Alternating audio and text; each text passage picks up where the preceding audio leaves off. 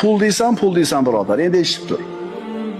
Ikki ko'zingni o'yib berasan, Uhud tog'ida keladigan oltin beriladi. Rozimisan?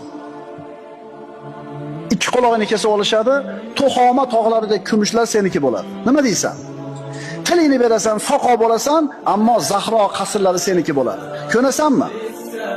Ikkita qo'lingni uzib berasan, istagan yoqut marjonlarni olasan. Bu taklifga nima deysan? Sen eng afzal, eng go'zal va eng komil ne'matlar ichidasan, ammo uni bilmaysan, ko'rmaysan. Bir olim bir shifoxonaga bordi. Ichki a'zolarni ko'chiradigan jigar, buyrak, yurak shunga o'xshagan a'zolarni ko'chiradigan shifoxona.